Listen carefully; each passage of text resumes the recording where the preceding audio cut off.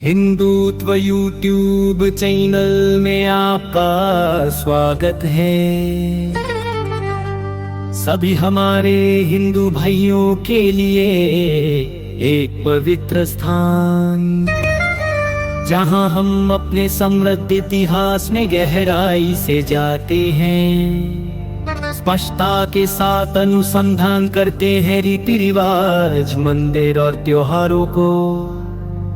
पवित्र गंगा से शानदार हिमालय तक हम मातृभूमि के रहस्यों को खोजेंगे। हेलो दोस्तों, मेरा नाम शिव है। Welcome to Hindutva YouTube channel.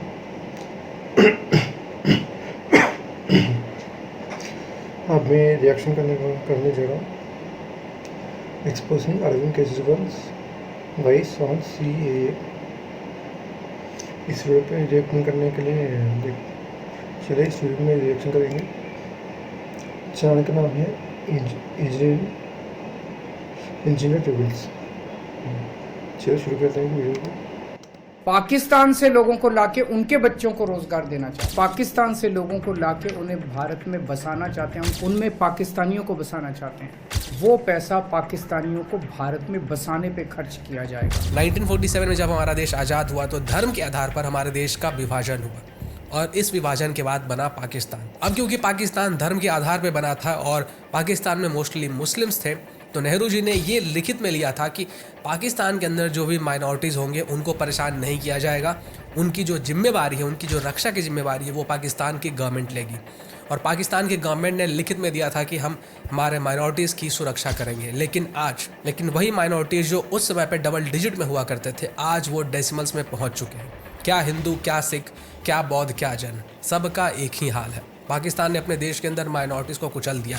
वहाँ के लोगों ने हिंदुओं के ऊपर अत्याचार किए, सिख के ऊपर अत्याचार किए, जैन के ऊपर अत्याचार किए, बौद्ध के ऊपर अत्याचार किए। ऐसा कोई भी नॉन मुस्लिम रिलीजन नहीं बचा था जिनके ऊपर उन्होंने अत्याचार नहीं किया। तो जिन जिन लोगों के साथ ये सभी चीज़ें हुई, वो भागकर वहाँ से इंडिया आ गए। अब ये जो रिलीजियस माइनॉरिटीज़ थे जो कि 2014 तक इंडिया पहुँचे थे, इंडिया ने जिम्मेवारी ली कि हम इन्हें सिटीजनशिप देंगे और इन्हें एक दूसरा चांस देंगे जीने का। और इसी के लिए लाया गया सिटीजनशिप अमेंडमेंट एक्ट, ताकि इन लोगों को भारत की नागरिकता दी जाए और ये लोग अपना ज़िंदगी हंसी खुशी से बिता सके। बट हमारे देश के अंदर CAA इम्प्लीमेंट होने के बाद से ही CAA के विरोध में कुछ लोग आ चुके हैं और इस लिस्ट में अरविंद केजरीवाल जी, जो कि दिल्ली के चीफ मिनिस्टर हैं, उनका भी नाम आता है। एक बार ध्यान से सुनिए कि आखिर अरविंद केजरीवाल जी का कहना क्या है। ये CAA आखिर है क्या?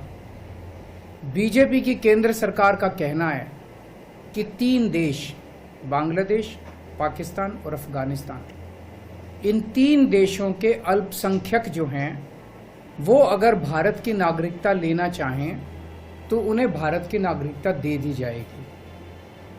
इसका मतलब बड़ी संख्या में यहाँ से अल्पसंख्यकों को हमारे देश में लाया जाएगा, उनको रोज़गार दिए जाएंगे, उनके लिए घर बनाए जाएंगे, उनको यहाँ बसाया जाएगा। अजीब बात है ना। बीजेपी की केंद्र सरकार से हमारे बच्चों को रोजगार दिए नहीं जा रहे, पाकिस्तान से लोगों को लाके उनके बच्चों को रोजगार देना चाहते हैं। अरविंद केजरीवाल जी का कहना है कि जो अल्पसंख्यक है, जो इन 3 देशों से आते हैं, बांग्लादेश, पाकिस्तान, अफगानिस्तान, यहाँ से अल्पसंख्यकों को इंडिया में लाया जाएगा, उनको घर दिया जाएगा, उनको रोजगार दिया जाएगा। पर सर, आप ये क्यों नहीं बता रहे हैं कि ये जो अल्पसंख्यक है उनमें कौन लोग हैं? आप ये क्यों नहीं बता रहे हैं कि जो अल्पसंख्यक है उसमें हिंदू है, उसमें सिख है, उसमें बौद्ध है, उसमें जैन है? आप सिर्फ अल्पसंख्यक क्यों बोल रहे हैं? और आप बार बार इस बात पे जोर क्यों दे रहे हैं कि पाकिस्तानी है, वो अफगानिस्तानी है, वो बांग्लादेशी है? पाकिस्तान से लोगों को लाके उनके बच्चों को रोजगार देना चाहते हैं, लेकिन बीजेपी वाले पाकिस्तान से लोगों को लाके उन्हें भारत में बसाना चाहते हैं, उनको घर देना चाहते हैं। हमारे हक के घर उनमें पाकिस्तानियों को बसाना चाहते हैं। सरकारी पैसा हमारे परिवार और देश के विकास पे खर्च होना चाहिए। ये फेक न्यूज़ है दोस्तों, जो बोल रहे हैं ये एंटी इंडिया है और एंटी बीजेपी है। उसके लिए ऐसे बोल रहे हैं।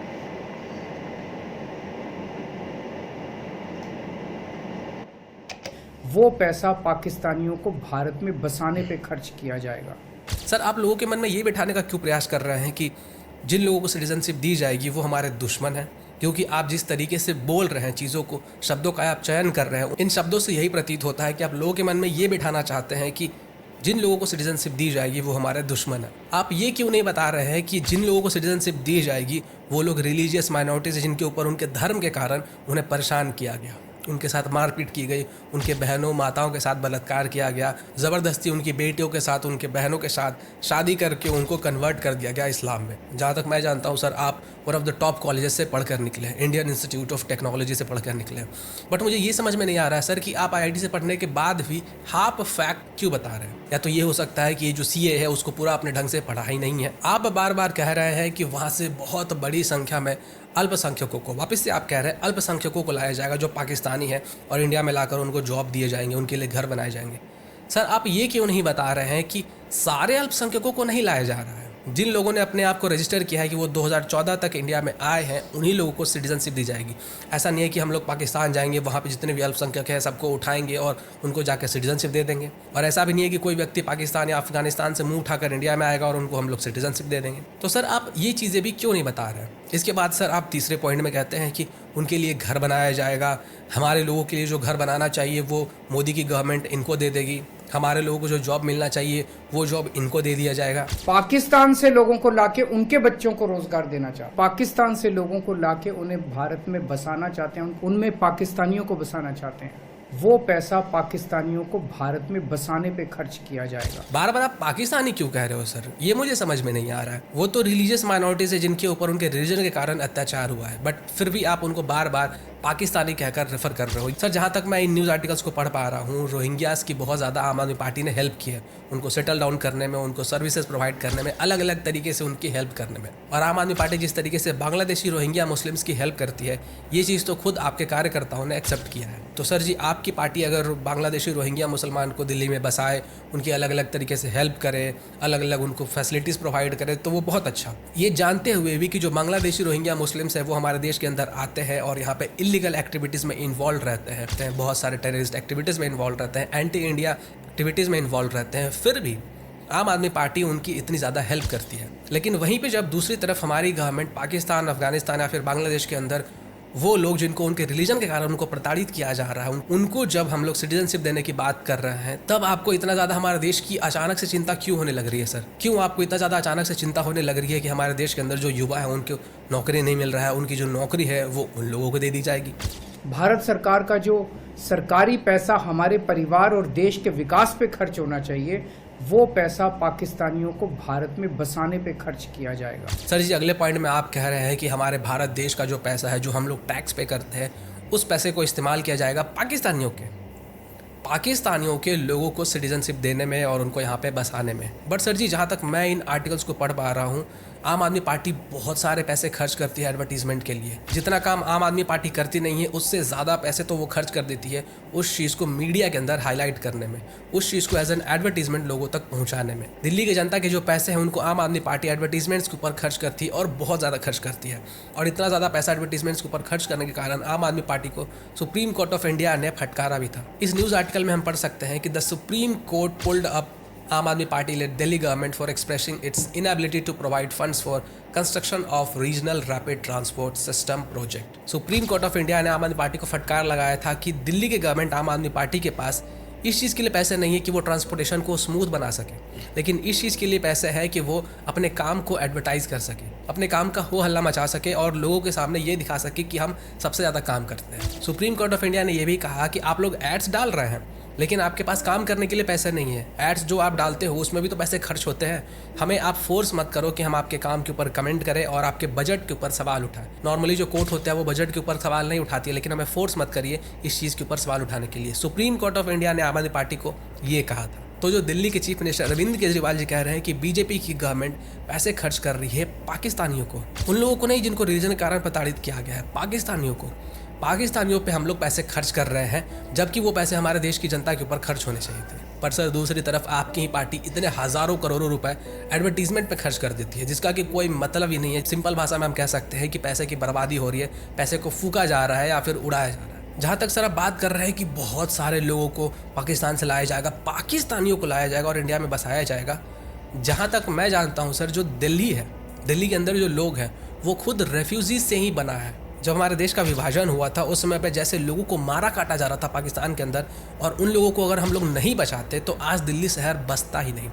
आज जो दिल्ली आप देख रहे हो वो दिल्ली होता ही नहीं। वैसे अगर देखा जाए तो अरविंद केजरीवाल जी ध्रुव राठी के जैसे क्यों बात कर रहे हैं? नहीं, सॉरी, अरविंद केजरीवाल जी ध्रुव राठी के जैसे बात नहीं कर रहे हैं। ध्रुव राठी अरविंद केजरीवाल जी के जैसे बात करता है। और ध्रुव राठी क्यों अरविंद केजरीवाल जी के जैसे बात करता है, यानी कि फैक्ट्स को मैनिपुलेट करता है, क्यों हाफ फैक्ट दिखाता है, वो आपको पता होगा अगर आपने मेरा वीडियो देखा है तो। मैं चाहता हूँ कि आज के वीडियो पे आप लोग ये कमेंट करके बताओ कि आपकी जो मातृभाषा है वो क्या है, आपका मदर टंग क्या है। मैं जानना चाहता हूँ कि हमारा जो वीडियो है वो कितना डाइवर्स लोगों तक पहुँच रहा है। नमस्कार। ओके दोस्तों, आज का वीडियो तो इतना ही। इसके बारे में बोलना है तो कुछ पार्टीज भी ऐसे ही फेक इंफॉर्मेशन स्प्रेड कर रहे हैं ये citizenship amendment bill pay. Okay दोस्तों, अरविंद केजरीवाल भी एंटी हिंदू है, एंटी इंडिया है, और कुछ लीडर्स भी एंटी इंडिया है, एंटी हिंदू है, इसलिए वो सब ऐसे ही करते हैं। Thank you for watching. YouTube channel में आपका स्वागत है। सभी हमारे हिंदू भाइयों के लिए एक पवित्र स्थान, जहां हम अपने समृद्ध इतिहास में गहराई से जाते हैं, स्पष्टता के साथ अनुसंधान करते हैं रीति रिवाज, मंदिर और त्योहारों को। पवित्र गंगा से शानदार हिमालय तक हम मातृभूमि के रहस्यों को खोजेंगे।